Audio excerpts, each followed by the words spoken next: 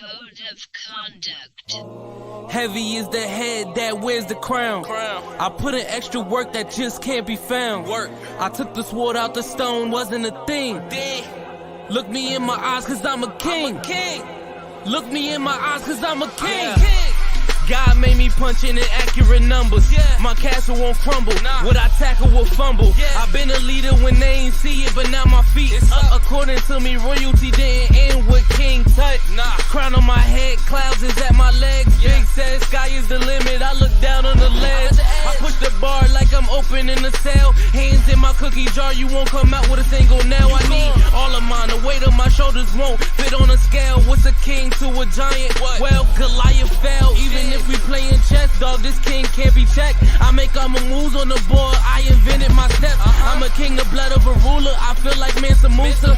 Make your squad disappear like landing by the Bermuda. Triangle, look at it from my angle. I'm a king, the closest thing to being one of God's angels. I'm a king. Heavy is the head that wears the crown. I put in extra work that just can't be found. I took the sword out the stone, wasn't a thing. Look me in my eyes cause I'm a king. Look me in my eyes cause I'm a king. Yeah, good morning, good afternoon, good evening, and good night. This is the Code of Conduct with the King podcast. I am your host, JSpenceTheKing. And damn it, I'm in Buffalo, New York. Let me tell y'all, this is the first time I've been able to record the Code of Conduct in Buffalo, New York. That's wild to me. But this is, damn it, we here. We're here. The season opener is coming. We're a few days away. We're going up against the Pittsburgh Steelers. I'm gonna talk about that a little bit at the end of the show, but I'm not sleeping on them, but I'm not too worried. They got a real young offensive line. Collectively, those guys haven't played together really for their careers in general. They haven't played together a lot. They don't have a ton of snaps.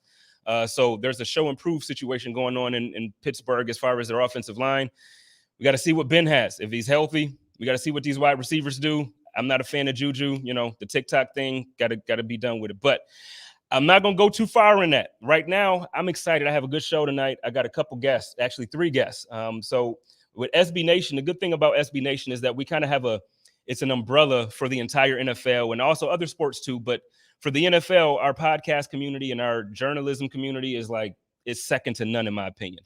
And so what I'm going to do is I have guys joining me from each part of the AFC East, as far as under the SB Nation umbrella. And we're going to have a divisional, I call this show the divisional code, because we're going to just kind of crack the code and everybody's just going to tell you that the Bills going to win a division. I mean, that's what's going to happen. But we're going to find out what Thomas thinks that the Jets have to do in order to be a good team this year.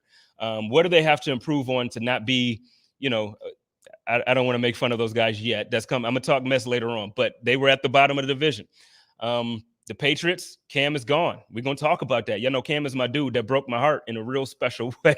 So we're going to talk about that to Mr. Pat. My man Pat out in New England territory is going to talk to us. And then I got Kevin, my man. Listen, I'm excited about having the Phinsiders on. I've actually been trying to reach out to these guys for some time. So my man Kevin is going to join me. He's going to talk a little bit about Tua. I got him on my fantasy team. So I need Tua to take a step forward. Not too much though. He can't do that Josh Allen thing. So I'm gonna bring my guys in. I got my man Thomas joining me, representing the New York Jets. Why don't you real quick introduce yourself, tell everybody what network or what part of the network you're representing here, and we'll get it going. Hey, what's up, man? My name's Thomas Christopher. I work at Gang Green Nation representing the New York Jets. Gang Green, let's get it. All day, man. Yeah. So real quick, I got my man Pat coming in from the New England area, a return guest on the Code of Conduct. What's up, Pat? Yes, sir. What's going on, man? How you doing? Good to see you, man. I'm glad that you could make it. Yeah. Of course, Pat's Pulpit over here. Long time. Yeah. I honestly, we've won the division so many times, I've lost count, to be honest with you. So you're going to start off talking the crap. Okay, I got you. I'm going to get you. Don't you worry, because y'all got a rookie coming out. So I'm going to talk about that. We're going to get you there. And then last but certainly not least, he's somebody, like I said, I've been trying to reach out to and get in touch with for a little bit of time here. And we finally were able to make it happen for the divisional code. Listen, if you don't know who Kevin is, I need y'all to go on Twitter. Go just follow the Phinsider and just look at that content. Go read the stuff that this man writes. Go just pay attention to his content. How's it going today, Kev? I'm doing well. Thanks for having me. Glad we could finally make this happen. Yeah. So listen, how this is going to work. We're going to basically give each member of this this platform, we're going to give them the platform for 10 to 15 minutes or so. And what we're going to do is we're each going to be asking questions, but one team will be on the hot seat. In the order I'm going to go in the order of, the worst to the best. So I'm going to go last because obviously that's what happens. And we're going to start off with Thomas. And last year, the New Jersey Football Jets didn't seem to do well. Well done. Thank you. I was practicing that when I was waiting for it. Y'all didn't really do well. What is it? First, how did you feel about the draft? How did you feel about the offseason, the moves made? Do you think this year going into the season, we're in a better position as the Jets than you were last year? Well, to start off the offseason, I thought we were going to be in a good footing, right? And then, practice started coming down and Carl Lawson got hurt. Then Gerard Davis got hurt. And then we lost Vinny Curry, who ended up getting a blood disorder. So right off the bat, all of our major defensive acquisitions went down due to an injury or some type of related ailment. So that kind of sucks. I am excited for Corey Davis. I think he's going to be a huge safety valve for Zach Wilson. And I kind of like the direction that Joe Douglas is going in. He's only been in office now, really for 2 years. When he first came in, he didn't even get to make the draft and free agent moves his first season. But already he has more players on the Jets roster than Mike McCagnon's players. And that's kind of a shift in the tide of what he wants to do with the Jets. So I'm hoping that he can do the right thing going forward. Yeah. Okay. Well, so you already talked about your rookie quarterback here, and I know everybody is excited about him. No, and I'm not even going to joke about him at first. I'm gonna wait. But everybody is excited about him. And I've seen a couple of things, and you mentioned your wide receiver, Corey Davis. Look, in the preseason, he showed some things.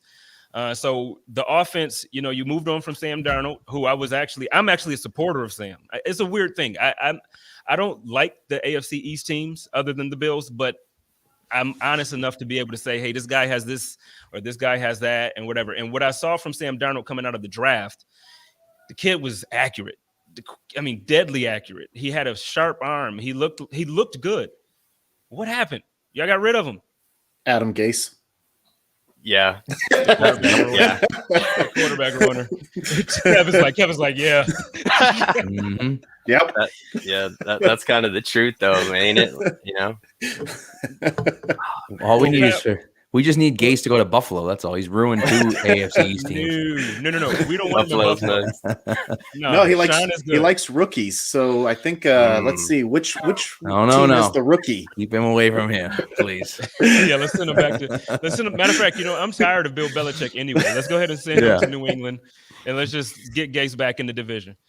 So, but Pat, why don't you you got anything for Thomas here as far as the Jets or your perspective on the team? I tell you what, I love Davis. I was stupid. Tennessee actually threw the ball to him last year, and he was like the under the radar free agent guy. I was like, this guy's so good, and they just never threw to him. So I'm like, oh, he's gonna get, he's gonna have another year where he does nothing, and then he's gonna get a small little contract with the Patriots and be great, and then he goes out and catches 90 passes or whatever last year and gets a big contract from the Jets. So I think it was a great move. I loved Elijah Moore coming out. So I think defensively is what I'm curious about. I just wonder what your expectations are of that defense, because, Harvey Lange, who was like the 53rd guy on our roster, was like your starting middle linebacker last year. So, I obviously some improvements over there, but like, what are your expectations for the Jets defense?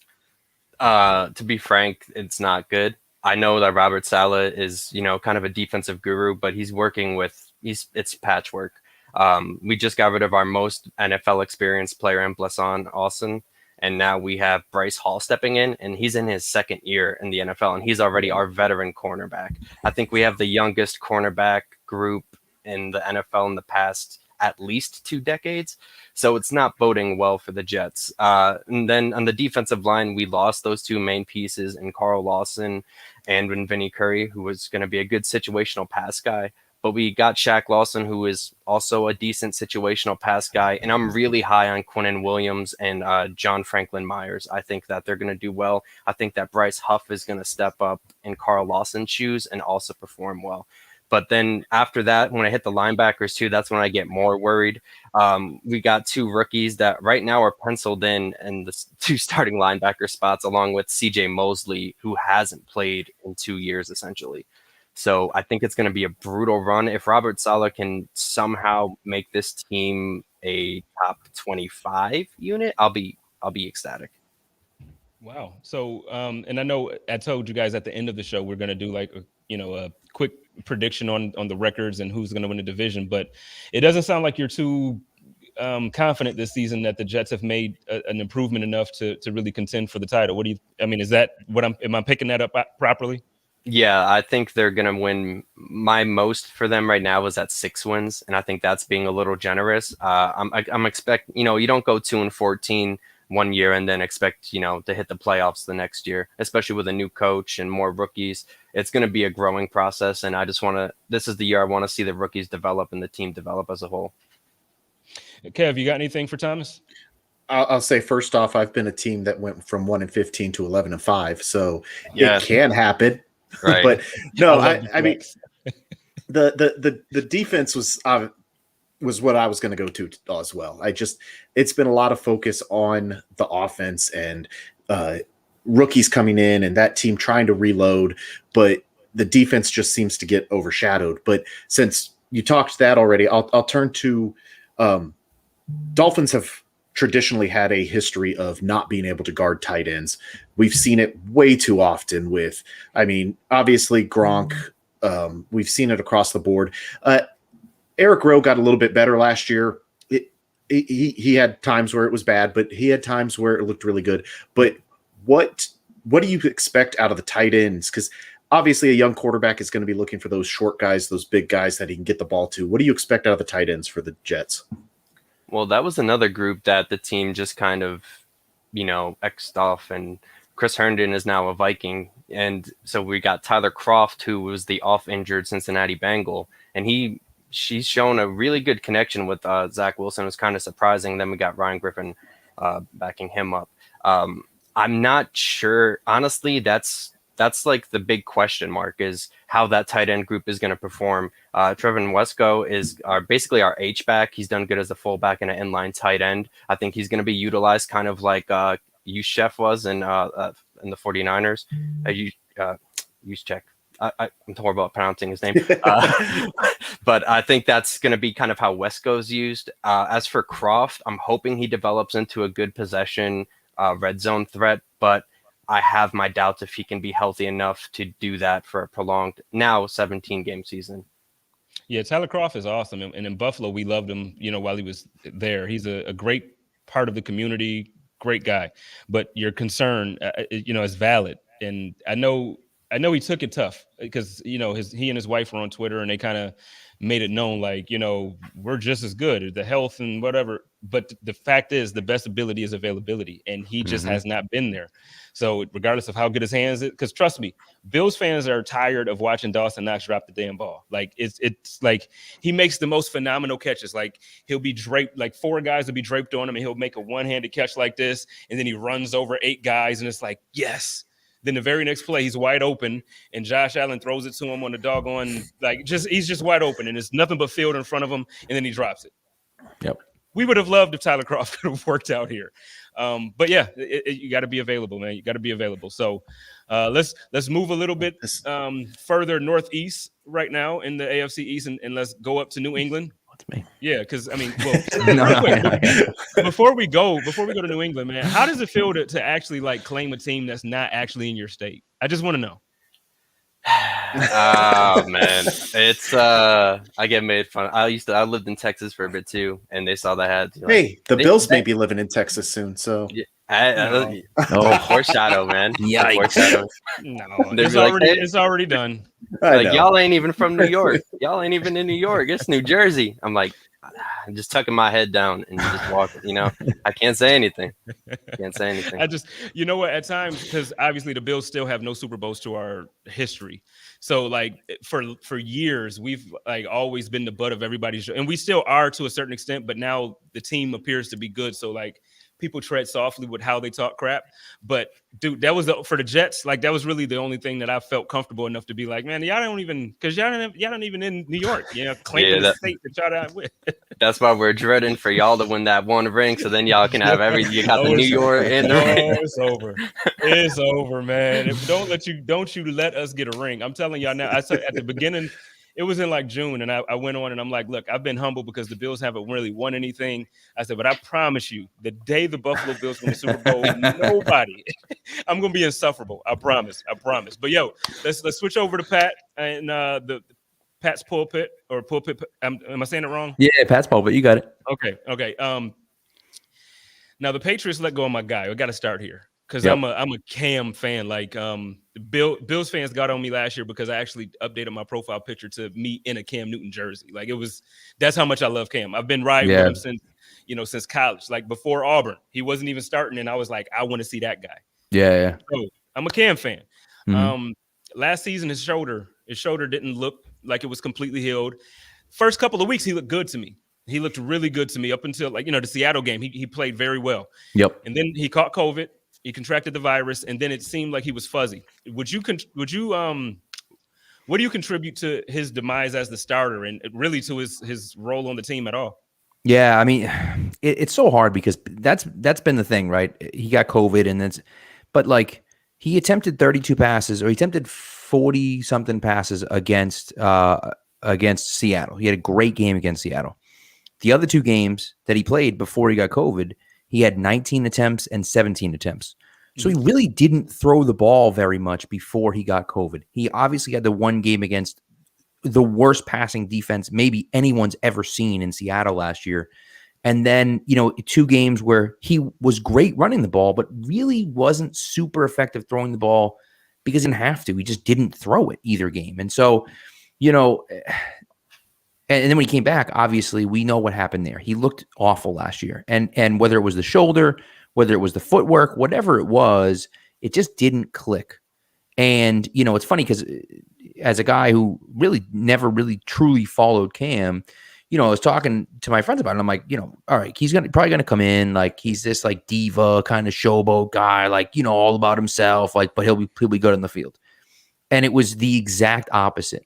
He was the most professional guy. I mean, he ate a pile of shit from the New England media for like 18 months and never made one excuse, never complained about it ever, never pointed a finger at anybody else, always took the blame and pushed off the praise to other people. Like, was the exact thing you want out of a professional player, and certainly at the quarterback position. He just never could put it together on the field. And so you kind of saw that same thing happening in training camp where he looked better, but it was still kind of like he wasn't quick on his reads and he wasn't making the throws. And it was always, to me, when he had to throw it deep and everything was in line and he set his feet and he took the crow hop and it looked good. Anything that was short to intermediate, that like 15 yards and in, looked bad because the feet weren't set or the shoulder wasn't ready or whatever the case may be. And so, once Mac started looking good and, understood the playbook and understood how to read a defense and make checks to the line and was comfortable doing those things, I think Bill just said, you know what, like, it's best to move on because we're in the situation where we don't know if we can last again with Cam, and we have a good enough team around it. We could win double-digit games, and we're just not comfortable with him running our offense. And so I think that's where they made the move. But again, like anybody, and I saw people after like bad-mouthing Cam, I'm like, no, you can't. Like, he gave you everything you could possibly ask for out of a player other than the wins. And realistically, they were an inch away in Seattle from winning a game. They were a fumble away in Buffalo from winning a game. And they were Brian Hoyer taking 2 stupid sacks in Kansas City away from winning that game. So they went 7-9. They almost went 10-6. Right. So it's like, those things go your way. And all of a sudden, you go 10-6 instead of 7-9. And, all of a sudden we're not talking about Cam Newton as a terrible quarterback anymore. So, and again, don't even factor in the professionalism off the field. Like, the guy deserved it. The guy deserves the credit for what he was able to do. And so, although I'm happy that we're moving on to Mac, and I think Mac will give them a better chance to be like successful as a quarterback, I have zero bad words to say about Cam Newton because the guy was an absolute pro when he was here. What do you think his role in the league is now? Is he that guy that's just going to float until somebody's injured? Is he going to be a backup somewhere, or do you think he's just done? Yeah, see, I don't know. That's really up to him. It's really going to be his call. I mean, Mac has come out and said multiple times, like, he still talks to Cam. He hopes to have a relationship with him. He was a great mentor for him. He said, like, I think he could be a great guy to be a backup in a room that has a set quarterback. Like, Baltimore would be a great spot. Arizona would be a great spot. Like, guys that have the locker room already. Like, it's Kyler's team in Arizona. But, like, to bring in someone like Cam to kind of help out, mentor the kid as he goes through, like, that could be beneficial for him. You know, I even thought, like, if San Fran let Jimmy G go, that would be a great spot for him to kind of be behind Trey Lance and let Lance learn from him, because Lance is that same type of quarterback. It's just going to depend on whether he wants to do that role, right? Is he willing to accept the backup role, which I think he might, but he's Cam Newton. He's never been a backup in his life, right? So, like, you know, it's going to be difficult for him to make that transition if he wants to. But I think a team, you'd be dumb not to look at him, you know, if he was willing to take that backup role. Well, that's the thing. I don't think, and obviously I don't know Cam personally like that to know his mindset, but just based off of what we've seen over the years, like, he's not just accepting a backup, you know, and I think that's part of the reason why he was cut. I think his salary wasn't ridiculous. He came back on a very, very low deal. And so it's one of those things where it's like, I feel like Bill Belichick almost like was doing him a favor in a way. Like, look, I'll go ahead and release you. If you can find a starting position out there, go do it, man. Right. Like, you know, go find a backup if you can't find one. But I'm giving you the opportunity to go and do that, as opposed to making you sit behind Mac. And, you know, I appreciate what you said about Cam, because, like I said, that's part of the reason why I even took the talk in Buffalo by wearing a Cam jersey, because it's like, look, he takes, and not just in New England, but he really took it hard when he came to New England.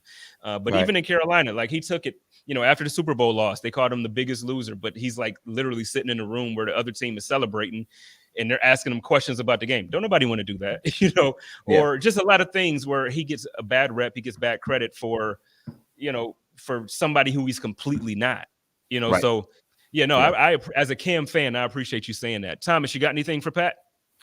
Yeah, I'm a huge fan of Jonnu Smith. And I've seen that you guys have started to incorporate him at the tailback position and utilizing him in a lot of ways for his yard after catch ability.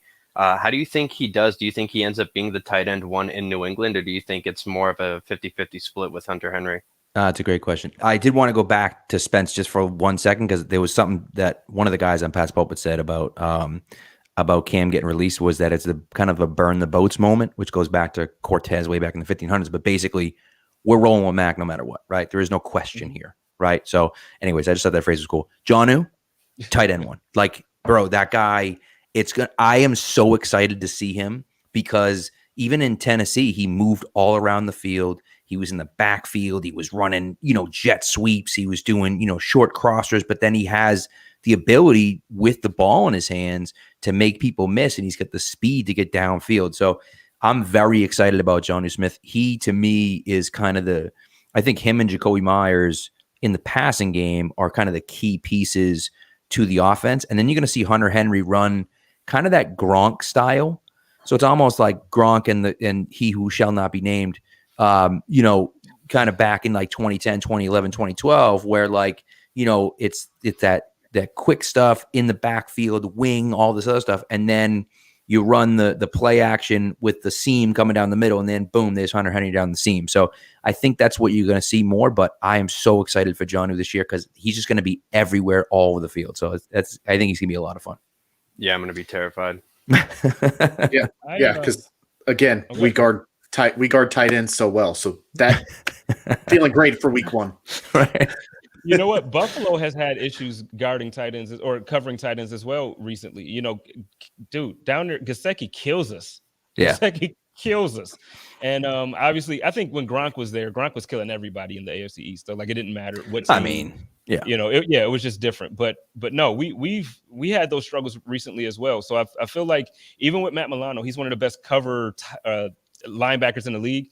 We still were giving up some big plays at tight end. So hopefully that's something that's corrected. But yeah, no tight ends, man. I'm nervous about the two tight ends set. I'm not, I can't lie. It's not fun to watch as a Bills fan. Yeah. So talk to me. I know we just talked about Cam, and we're talking about like the burning of the boat. You said, cool free. So talk to me about Mac. I know everybody in the comments. We got a lot of Bills fans in here, but the thing is, he's a rookie. We got to see a little bit of him in preseason, but we don't get to see him. Right. What can we expect out of this rookie in the AFC East? So he's not Justin Fields. He's not Trey Lance. He's not even Joe Burrow. Like he's not going to wow you with his athleticism or his crazy arm, but it's his mind that has really been on display early. And it's not just his mind.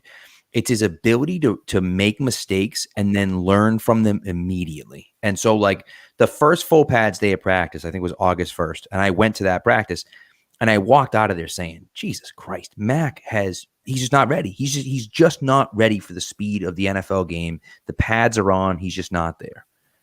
Wednesday and Thursday were his two best days of practice. Like he comes back from making those mistakes and doesn't make the same mistake over and over again.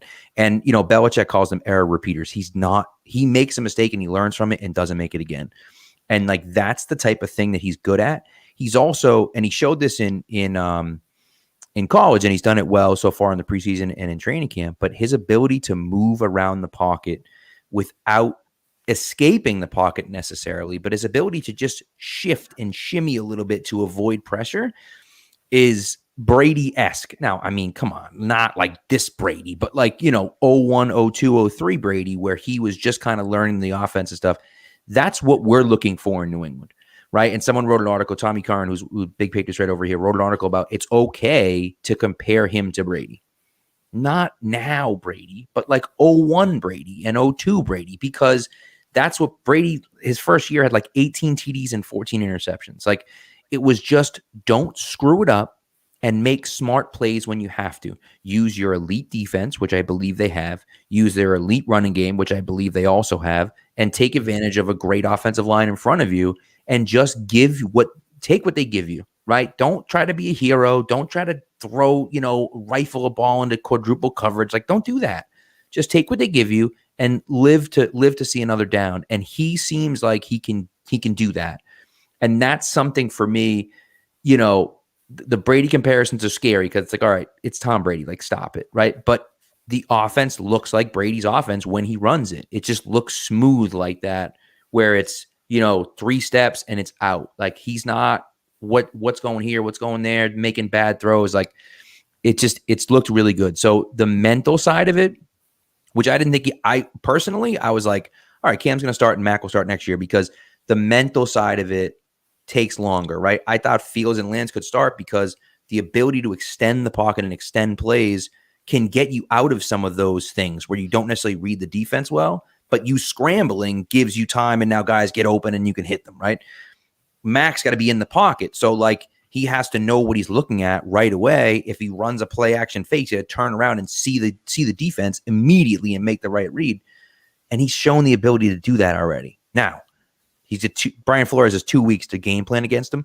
It's not going to be easy, right? He's going to make mistakes as we go through, and it's not going to be, he's not going to throw for 5,000 yards and a bunch of touchdowns, whatever. But, if he can manage the games, if he can not lose the games and then kind of make big plays at big moments, I expect this team to win 10, 11 games, with him at quarterback. So we'll see, but that's the hope at least. Okay. Well, Kev, you got anything for Pat? It'll be interesting to see. Dolphins obviously get Mac week 1, first start. The Dolphins are going to throw all that amoeba defense at him. Yep. Xavier Howard's going to be out there trying to set the record for most interceptions in a game, something. But the Dolphins don't play the Patriots again until week 18. Yeah. So that's going to be a completely different quarterback, and it'll be interesting to see that. 2 things. One, how soon after Sunday do the Dolphins get to re-sign Malcolm Perry? Because I'm sure you guys are going to cut him as soon as the Dolphins game is over, and we can bring him back down to Miami. And then 2, so the Dolphins had 2 receivers last year COVID opt out, and Albert Wilson came back looking amazing. He was ready to go, ready to fit right back in. He's fast. He's using that speed, and he looks like he's going to be an impact player. How the Patriots had, I think it was like 27%, or I don't know, I'm making up numbers now. I think it was 8 actually, but had like 27 players opt out last year. How have they fit back in? Are they ready to immediately contribute? How's that been? Yeah, I mean, it's tough, right? Hightowers look good though, which is good. And Hightower coming in kind of slots. Jawan Bentley looked terrible last year, but he's looked good in the preseason because he's not playing Donta Hightower's position. Like, Van Noy, who you're familiar with, who's back on the Patriots, but like Van Noy looked terrible in Hightower's position. Then Hightower came back from an injury, and Van Noy went to his spot, and people are like, oh, he's pretty good because he's playing the role he's supposed to be playing in, and Bentley looks the same thing. Like, when you get guys like that, they slot people back where they should be. Brandon Bolden's the other guy. He's really just a special teams guy. So, but those are the kind of the two main guys that were COVID opt-outs.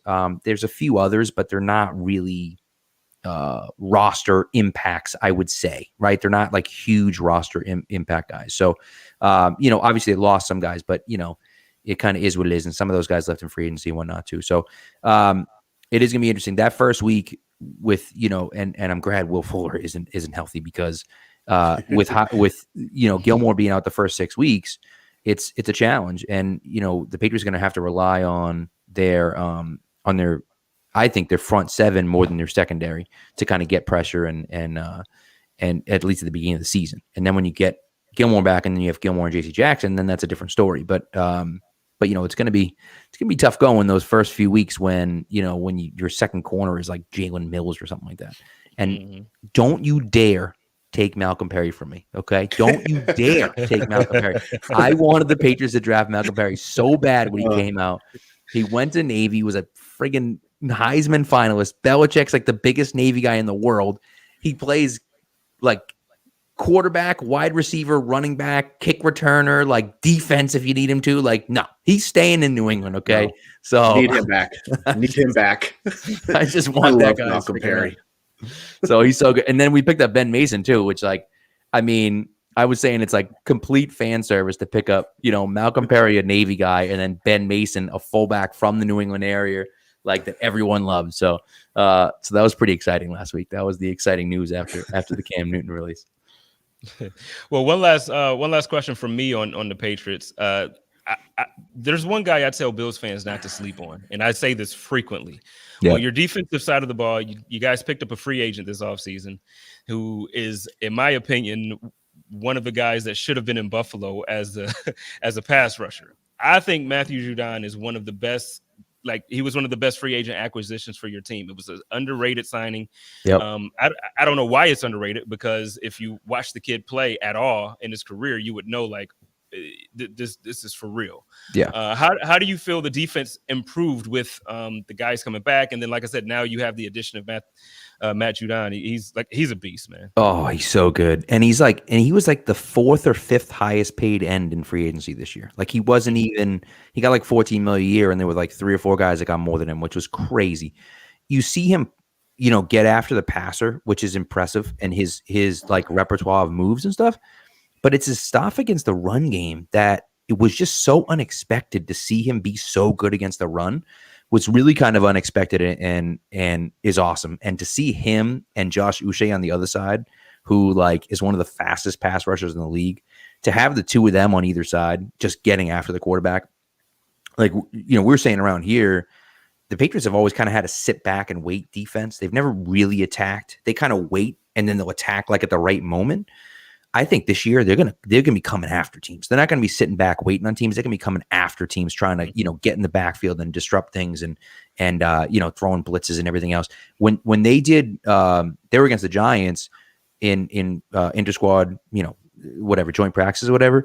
When they were doing 11 on 11, almost every single play out of 11 on 11, they either had 1 or 2 down linemen on every single play. And then everyone else, you talk about the immediate defense, everyone else was standing up. And it was all guys that were, Hightower and Judon and Uche and Bentley and all these guys that like can get after the passer and cover, but also can stop the run. Right. And so like it just gives them such flexibility. And then, Godshaw, who, Kevin is familiar with down in Miami. So like we're stealing, and then we got Henry Anderson from Thomas over there. So we were stealing people from everywhere, left and right. You know what I mean? And I think the defense is really good, and that front seven is going to be scary, in my opinion. And so Judon looks, oh my God, dude. I don't know if it's a single digit or what, but man, he looks so good.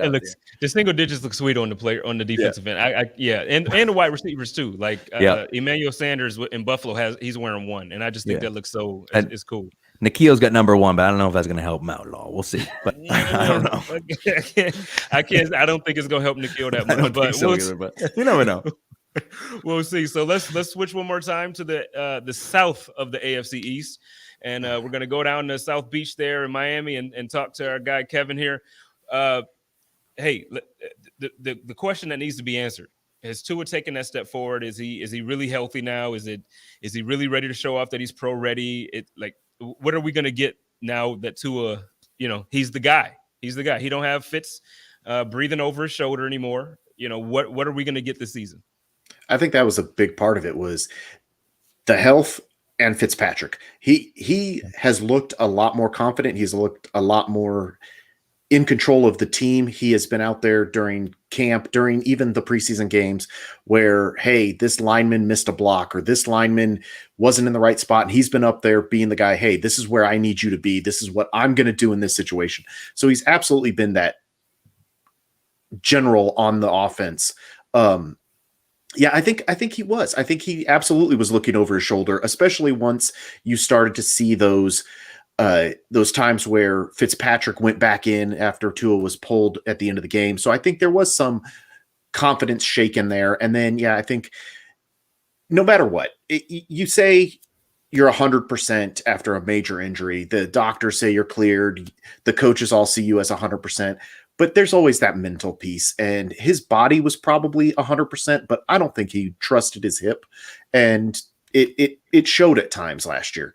This year, he seems completely comfortable with himself, and I think that he is going to take that step forward. I don't think it's going to be a Josh Allen year 2 to year 3 jump, but it's definitely going to be that standard jump you see from second-year quarterbacks. He's going to be more confident in himself. He's going to trust what he's seen. He's going to play instinctual instead of thinking, and he's going to have better connections with the wide receivers. Devontae Parker, obviously, they bring in Jalen Waddle from Alabama, so he already has that connection. So you're going to see a little bit better from him. I think that he's going to trust Mike Gesicki. I think that's going to be a big connection for him this year. So I think that's where you're going to see the biggest jump is Tua to Gesicki. Okay, and I apologize for Gesicki. I said his name wrong earlier. Then I've been saying Gesicki this entire time, so I apologize to that guy. Yeah, it goes every which way. Gesicki. So yeah, one of them. I have a question for you, Kevin, in the comments here. Jeffrey wants to know, is Miami trying to use Jalen Phillips as a stand-up linebacker? Didn't he play hand in dirt in college? Both. They have used him as a hand in the dirt, but they are trying to stand him up more in linebacker. He did play both in college, but yeah, he definitely was more of a hand in the dirt defensive end. I think that's just a nature of the Dolphins have, like, Christian Wilkins, who was a stud defensive tackle at Clemson, is now a defensive end for the Dolphins. So they have gone a little bit bigger, a little bit more edge setting with their defensive ends in a 3-4 front, and then using the 4 linebackers to create the pressure. So I think that's part of it. They are asking him to do some linebacker coverage on tight ends and things like that. And he's doing okay. He's making rookie mistakes because, hey, he's a rookie. But yeah, I think that they are definitely trying to turn him more into a linebacker than a true defensive end, hand in the dirt, rushing the quarterback. Okay. Thomas, you got anything for Kev? Who do you figure is the main focal point in this offense? I know we saw, like, Gaskin kind of came on a little bit late. Will Fuller's there now, but he's suspended for week 1, and his injury history kind of sketchy to rely on him. Is it just primarily like Waddle and Parker, or are you guys who's the figurehead number 1 that the offense is going to revolve around? Yes. Yeah. No, I think I think it's probably Parker, but you do have a injury history there. Right.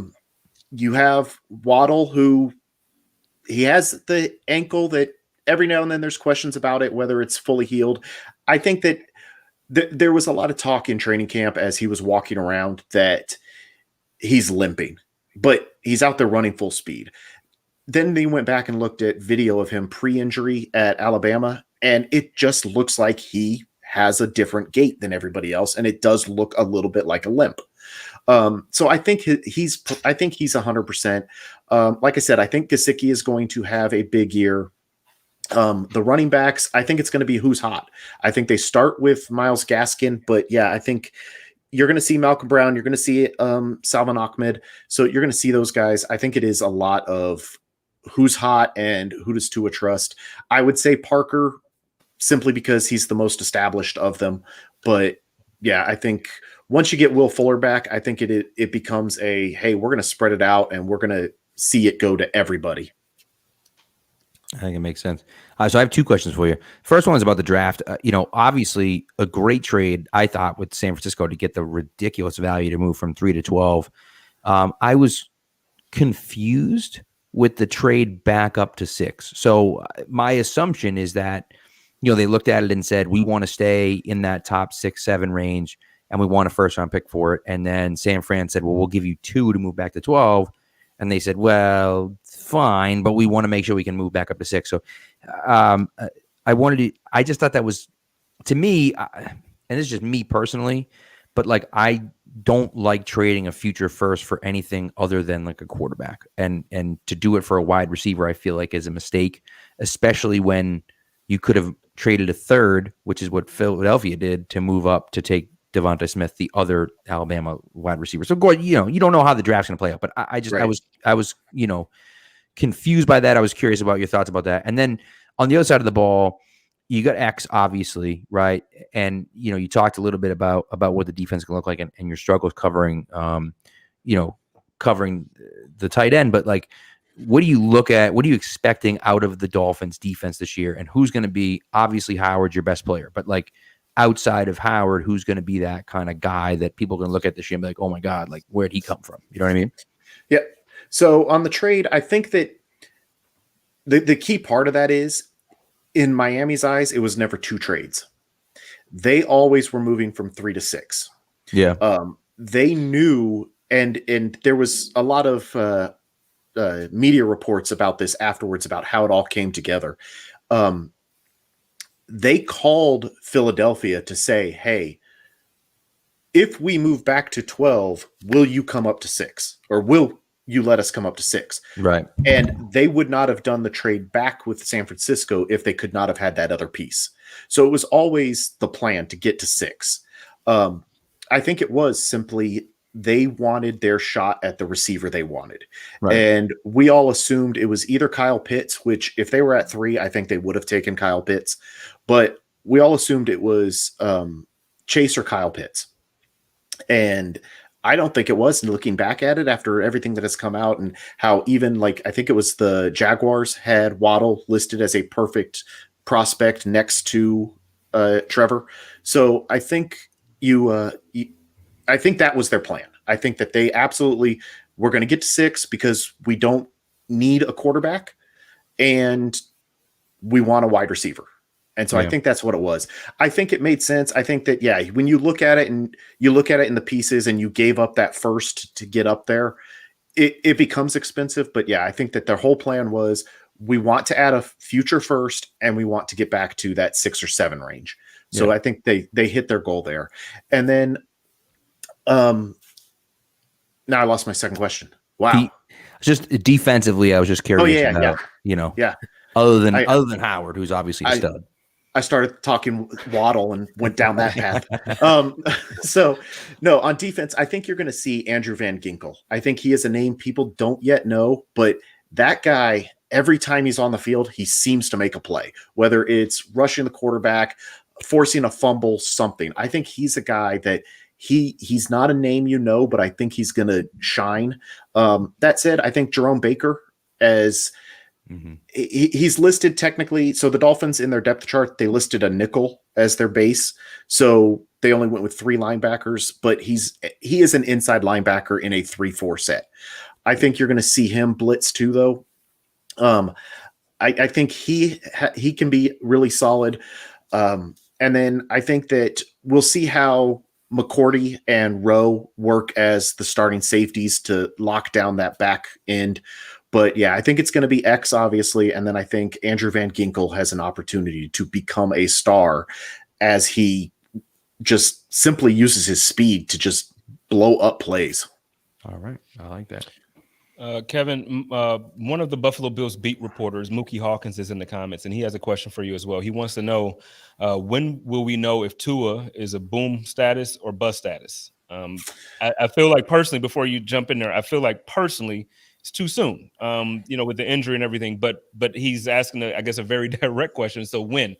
Is it this season if he doesn't perform up to par, or do we have some more time? If we use the Ryan Tannehill model, it's somewhere around year 7. No, I think you'll know something at the end of this year, unless injuries and COVID just blow it all up.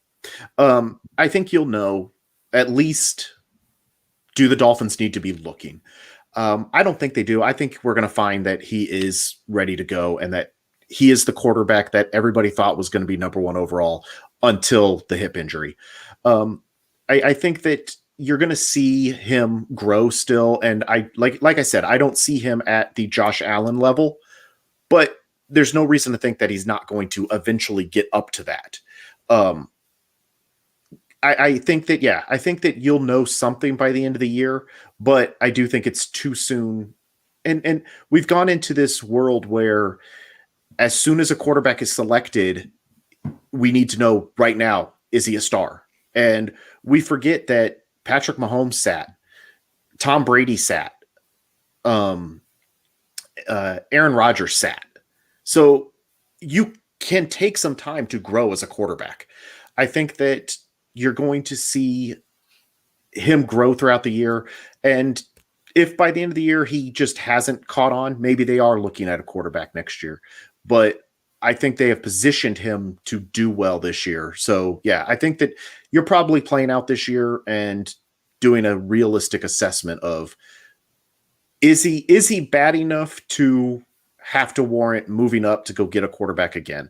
I don't see it happening. And even if they are underperforming a little bit this year, I probably stick with him for at least a 3rd year, because I mean, if the Bills hadn't held on to Josh Allen for 3 years, where would they be right now? Well, and that's exactly what I was going to say, because Josh Allen looked dreadful his first year, like dreadful. And then his second year, 20 TDs and 9 interceptions, but he had a completion percentage under 59%. Like, he didn't look great, and then got to the playoffs and made some absolutely boneheaded decisions in the playoffs that probably cost them that playoff game.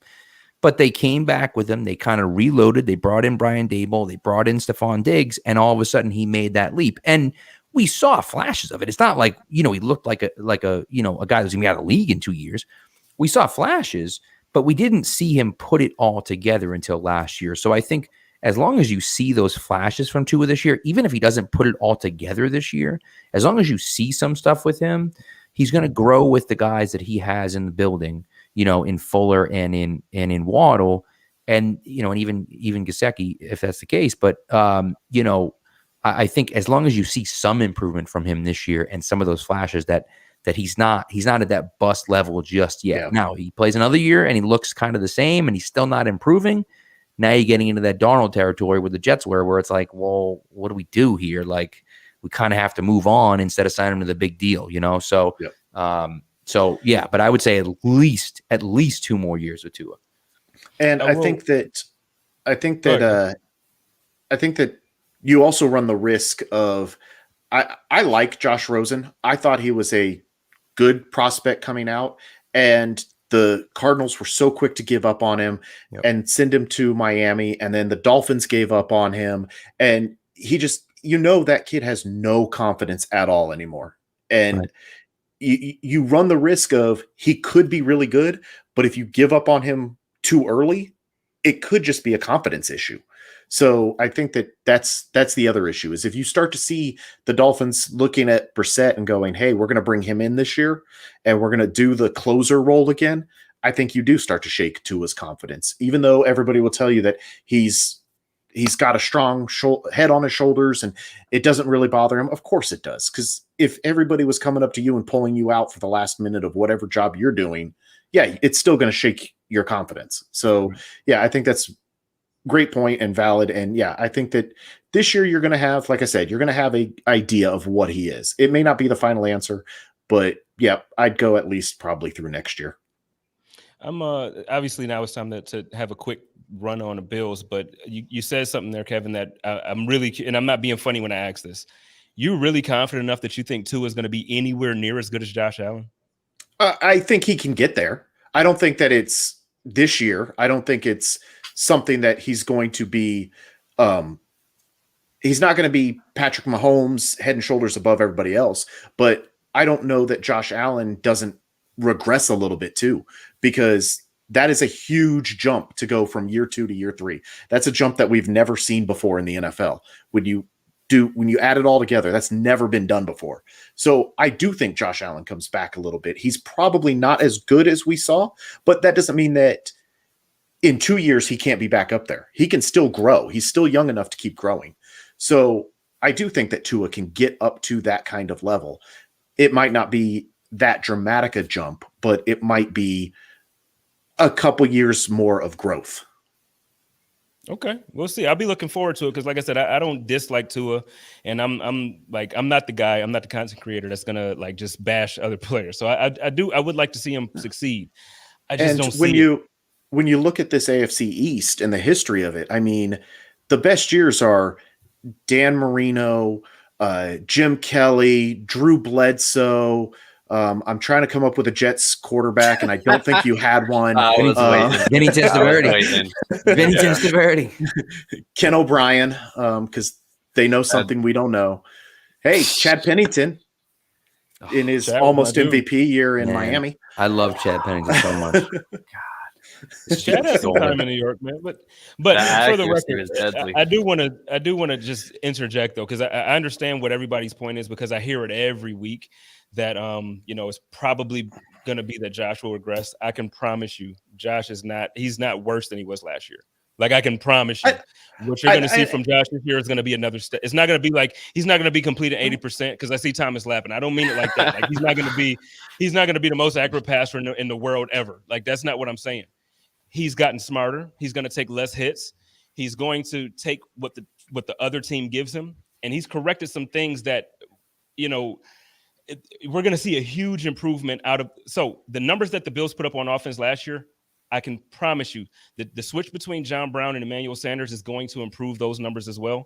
The running game is not going to be the same. We finally have our healthy. I mean, obviously we need the offensive line to stay healthy, but we finally have a line to put in front of our running backs. Devin Singletary's rookie year, we saw a completely different type of runner and a completely different guy than we saw last year. A running game to help Josh Allen is only going to help him improve. It's not going to. So what I'm saying is the Bills did everything to continue to provide all the support Josh Allen needs. The team did not get worse in any area, especially on offense. I don't think that regressing means you got worse. I think it just means that, is Xavier Howard going to get 10 interceptions this year? Probably not, but does that mean he's a worse player? So you're just meaning strictly from a statistical standpoint? Right. Yes. Okay. Yeah. I don't think he's going to get worse as a player, but I just don't think that those stats are every year what he's going to put up. Just like I don't think Xavier Howard's going to get 10 interceptions, but I still think he is a cornerback that any team would want to have. Right. Yeah. It's the argument I have about Trey White. There's a lot of, so like last season, Trey White, statistically, people would say he regressed, but I still feel like he had a heck of a year. Like, there's probably 35 other teams in the NFL right now that would do whatever it took to get Trey White on their roster. Right. Man, so 95 out of the top 100. What a joke. What a joke. Right. He was at 95. I was like, are you kidding me? Crazy. Yeah. Just disrespect to my guy, Trey. Like, granted, he wasn't the top 3 last year, but come on. Right. 95. I mean, that's foolish. Just come on. And this is the AFC East guys saying this about Trey. Come on, NFL players. Y'all got to do better. Put some respect on my dude Trey White's name. But hit me with some. Hit me with a couple questions. All right, there. so I know we got about maybe 10 minutes, 10, 15 Spence, minutes. here's my question for you. You talked about glowingly, of course, about the Bills. What's the biggest weakness in your team? Like if you guys falter before the AFC Championship game this year, or you don't, do as well as you think, why? Obviously, outside of injuries, right? What's the biggest question mark or the biggest weakness on the Bills right now? So for me, from my perspective, I feel like we drafted some good defensive help, but the thing is they are still rookies. And last year we weren't really that strong against the run. Obviously, Star Latulippe opted out. He's back this year, but he looks like a different Star. He's not as husky. He's more muscular. So I don't know if that's going to be the same style of play where he's able to clog up two defenders and help other players free up. I don't know. But what I will say is last year there was a game where Frank Gore averaged like over 5 yards a carry on us. And that just should not ever, no disrespect to Frank Gore. He's a legend. He's a GOAT. He's going to the Hall of Fame. There's at no point for any reason should Frank Gore average over 5 yards a carry for the half on the team. Like that just shouldn't happen. Right. So if I'm gonna say it's anything, I'm gonna say it's being able to stop the run game, because if you get in a situation where, and I'm gonna take it back now, when the Bills were in the Super Bowl against the Giants and the K-gun offense was just like destroying every single team in the league, then you get to a point where, hey, the Giants decided, look, we're gonna keep Kelly off this field. We're gonna control the clock. So they're running the ball and they're doing what they have to do to keep Kelly and the K-gun offense off the field. If you can find a way where Josh Allen and Stephon Diggs and Beasley and all these guys aren't getting the ball and aren't able to really put up these high points, and you're trying to keep games close and other teams can run the ball, to me, that would be the reason why we aren't as successful. But I'm hoping, I love what I see from Groot, from Greg Rousseau. He looks phenomenal. He's quick. His long arms, it allows him to really stifle whatever defender. Like as soon as he gets up, it's like he's already into the guy's chest, and it's really fun to watch. I think Basham has a little bit more to kind of develop, but he's gonna make some type of impact this year. So I'm excited. But for me, it's the running game. Absolutely. It's funny you mentioned the Giants Super Bowl. It's if only we could get a coach from that Super Bowl, say, to maybe take down the Bills. That would be helpful, I would think. Look, you guys were great for what, 16, 17 years out there, 15 years? 20. Thank you. You weren't great for 20. You didn't win 20 Super Bowls. Well, Tom was okay when he first came in. He was okay. He was better than Bledsoe, and y'all had a reason. He wasn't great the whole time. Come on. That's true. That's true. That is true. Tom, what you got for me from the Jets? You kind of, hinted at what I was going to ask you about before with Josh Allen just kind of playing more smart instead of do you see him being, because he was a catalyst at the goal line a lot last year. I don't know if that was in part due to the bad offensive line and the running game not really getting their footing in. Do you think that he isn't utilized more at the goal line and in those short yardage situations? Do you think they find different ways to get that yardage? To be honest, I think that part of the game is Josh Allen's game. Like, I think once you get down within the once you get past the 5-yard line, he becomes your top weapon because he's so big, he's so strong, he's so fast. Like, he's deceptively fast. We know he's fast, but he doesn't look like he's as fast as he is. And the thing is, these option plays that Brian Daboll's a freaking wizard, man. And the way he draws these plays up, it's almost like when you get down there within that 5-yard line, we're going to score. Like last year, there weren't many times that we got down within that close to the end zone where I was like, oh man, we really, I wasn't nervous because Brian Daboll just knows how to utilize them. I do think it may reduce a little bit, only because I think they're going to try to get our fullback a little more involved on the goal line. And as well, I think Zach Moss is going to do some things. I think he's going to improve this year as far as that. He struggled, but again, it was the running offensive line. We just didn't do well in the run game. So I hopefully with this healthy line, maybe we're going to see less hits on Josh Allen because I want him to be healthy as long as possible. He's an expensive dude to have now. Yeah, I was I always wanted Zach Moss and Devin Singletary when they came out on the Jets. That's who I wanted the Jets to try to target the running back. I was just curious if you were concerned about Josh Allen's longevity, if they just keep throwing him at the goal line, because he got a concussion, I think, towards the end of last season, if I remember correctly, if that could be a problem going forward, especially at the quarterback spot. No, absolutely. And then, talking to Pat earlier, you don't want a lot of comparisons were made to Cam Newton, like early on in his career and coming out of college. It's like, oh, this guy's built like Cam. He has a strong arm like Cam. He can run through everything like Superman did, like Cam. And now you look at Cam and the injuries, the beatings to his body start to catch up. And it doesn't mean that Cam isn't Cam. Like, Cam is a great guy. We love Cam. He did whatever he did. But eventually it breaks down. So I would love to see Josh Allen be healthy for the entirety of his career in Buffalo. Right. You're learning how to throw the ball. You're learning how to hit that deep ball consistently with Diggs. And you have the chemistry now with Gabriel Davis in the second year, who looks like he's going to be solid. Throw the ball. Get the ball out there. Beasley is always open. Get the ball out. So yeah, I'm with you, man. I don't want to see him hit. Those concussions, the shoulder injuries that he had. So last year we lost against Kansas City, that first game we played him. Right. I'm not saying that we would have beat him, but what I'm saying is it wasn't the Josh Allen we saw the rest of the year. Right. I want Josh to be healthy when we're going against these top teams. And now, for the first time, Pat is used to this. And in the past, I'm sure Kevin had years like this too. 5, 6 primetime games. I want to see Josh play big in all of those games. Injuries are not going to help that. What you got for me, Kev? No, they pretty much covered what I was thinking. I just have nightmares of Josh Allen, Tyrod Taylor, Thad Lewis, just rushing all over the Dolphins. And just somehow every time the Bills and the Dolphins play, it seems like whatever quarterback you guys trot out there is somehow an MVP candidate. So I was thinking the same thing on the hitting of Allen and him taking that abuse, because you're right. We saw it break down Cam Newton. We've seen it break down Big Ben. We've seen it. These guys that have the size and therefore can run, we think can take those hits, but it does break them eventually. Yeah, no, I'm with you. The only thing I will say, I agree with your comment too about Tyrod, but I tell you what, Josh Allen is Miami's daddy. I'm gonna just tell you straight out. I'm just tell you, he has his way whenever he plays Miami, man, and I love every bit of it. As long as it's not New England, I can live with it for a little while.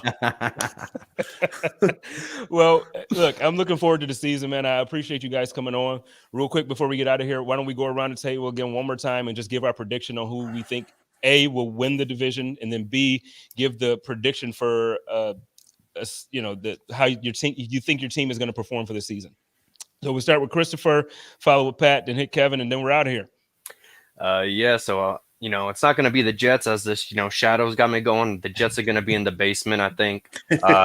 And I think that the Bills are going to end up winning the division, unfortunately. And for the Jets themselves, I see them with like a 5-12, 6-11 record. Okay. All right. That's an improvement, though. Year over year. I mean, I know it's not what you want. It's not the improvement you want. It's not the. It's not sexy. 11-5 improvement like Kevin joked about earlier, but it's an improvement. So we'll see what we can do there. What about you, Pat? What you got? So I'm expecting kind of big things from the Patriots this year. I still don't think they have enough to win the division necessarily, because I think the Bills are the second best team in the AFC. But I am expecting the Patriots to win about 10 games, maybe 11 games this year. I think you're going to see 3 teams in the AFC East with double-digit wins. And, 10 or 11 games, I don't think get you in the playoffs. So it's going to be a fight to kind of get in those last 3 playoff spots, coming right down to the end of the year. And it's interesting because Patriots play the Dolphins in week 18, and that could be the winner of that game goes to the playoffs as that second wild card, and the loser of that game misses the playoffs. And so coming down to the wire, I'm not sure. The Patriots always play crap in Miami at the end of the year, which just sucks that they're down there. So I'm not confident about winning that game, but I'm excited to kind of see where it goes. If they miss the playoffs, they miss the playoffs, but I'm expecting at least 10-7, and I'm really hoping for 11-6. 12-5 is pushing it a little bit, but I think 11-6 is realistic, and that could be enough to squeak into the playoffs at the end. Okay, so you think you're going to do it with a rookie? I mean, maybe. Never know. Okay. There's no rule against it. No, it's not. I'm more so. I just wanted to direct, like, because at the end of the year, I'm gonna come back and talk. Yeah. To you. So I just You know what? Hey, listen, I don't blame you. Listen, this is my thing, right? Outside of Russell Wilson and maybe Ben Roethlisberger, I don't think a rookie quarterback has ever been in as good of a situation as Mac Jones is in right now. With the offensive weapons that they picked up last year, the fact the defense is so good, the offensive line is fantastic in front of them, and they have a solid running game. And then you factor in the coaching that's down there, that's up here as well. To me, you just look at it and say, well, like, he's in the best position possible to succeed. Now, does that mean he's going to succeed? Nobody knows, of course. But I think he's in a great position to be successful. Roethlisberger went 15-0 to start his career and ended up losing the AFC Championship game to the Patriots. So, am I expecting that from him? Absolutely not. But he's in a good situation where they can win without him being 2020 Josh Allen. He doesn't have to do that. He just has to be good enough. He has to be 2001 Tom Brady, and they can win 10 or 11 games. And I think he can do that. So, they're going to win the Super Bowl? No. But but I think they're going to compete this year. So it'll be fun. All right. What you got, Kevin, with Miami? What we got? I kind of hate Pat now because, I agree. No, I think it's the Bills AFC East unless things go horribly wrong. I think it's the Bills AFC East. And that's really weird to say, especially with 2 years in a row. But I think that you're going to see the Dolphins in that wild card hunt, 10, 11, maybe 12 wins, trying to make that push to go over the next step. They blew it all up. They built into a winning team. Now they have to build into a playoff team. So I think they're on the right track. And yeah, Pat, that Week 18 game, which sounds weird to say, and you guys giving records that add up to 17 games doesn't make any sense either. Yeah. But I think that Week 18 game could absolutely be a playoff make or break game. And then just one other thing, that Richard Rush is over here in the comments talking about wings, and now I'm hungry. Well, one of these days, because I've been eating wings all week now. Obviously, I got back to Buffalo, and that was we picked up some Lenovo's, and what is that over there? Just Pizza. We got Just Pizza and Lenovo. I know you aren't familiar with these places, but we got to get you guys maybe one time up for AFC Showdown. Do something fun, get you out here, show you around, get you some real wings. Because Buffalo, even though Josh just did this promotion or this endorsement with Buffalo Wild Wings, they're not really with us yet. They gotta figure it out before Buffalo claims them, because we had the Wing Fest Sunday here in Buffalo, and I tell you, man, it was at the stadium and it was packed, bro. Like, it was packed. Nobody was at the Buffalo Wild Wing tent. So that's and I mean that's just how it is. So I'm looking at the Buffalo Bills this year. I'm thinking that it's going to look similar to last year. I don't think it's going to be like a huge jump or a great decrease. I'm going 13-4. I agree with you. I think they're going to win a division. I think it's going to be the same order as last year. Sorry, Pat, but I think Miami's going to get that second spot. So if it's going to be a wild card coming out to AFC East, it's going to be Miami. And I just think the Patriots, and it's nothing again. I really do like what I've seen from Mac, and I love your defense. Every year, though, Bill Belichick puts a defense on the field that just makes you jealous. Right. And so I look forward to watching your defense, but I just don't think that in the moments where Mac Jones will need to absolutely come through, I'm not sure if he's ready yet for those moments. So, but it's going to be a fun year. I'm looking forward to it, guys. I think just to throw another thought that I just had out, because Pat kind of brought it up with the Week 18 in Miami. The schedule makers kind of did the Dolphins a favor this year, because get the Bills out of the way early, or I'm sorry, it's Halloween. It's Halloween in Buffalo, so shouldn't be too snowy yet. Nope. It's Thanksgiving time for the Jets, so there'll be probably some snow and cold. And then the Patriots is Week 1, so the Dolphins get a little bit of a break from the horrible cold weather this year, which, hey, I can't complain about. You know what? And recently, though, people complain about the weather in Buffalo, but the last few years, with the exception of the game where we played against the Colts and Shady had like that runoff touchdown, couldn't even see what was going on, man. And I was at that game, man. It was the worst time of my life, seriously. But those are the best games, though, man. No, the Reggie the most fun. There's nothing. The Reggie Bush game up there. I can't see this. Like, seriously, it was that much. That one was crazy. Really, You couldn't. It was the worst time. My car got stuck in the doggone parking lot. I couldn't even get out the damn. No, as a matter of fact, the tow truck got stuck trying to come and get me. That's how bad it was. Sounds about right. Yeah. Man. Yeah. Trash. But and you guys are up in Buffalo, so like for it to be that bad, Right. you know, Yeah. it's not like you're down in like North Carolina and it's snowing and the tow trucks are getting stuck. You know what I mean?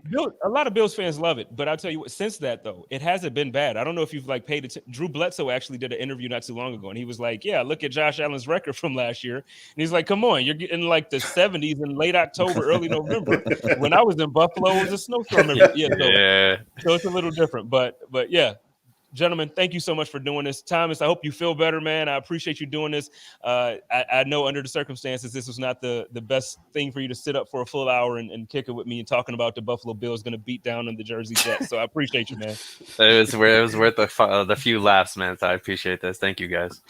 Yeah. So real quick, Thomas, let everybody know where they can find you and your content, and then we'll move on down to Pat.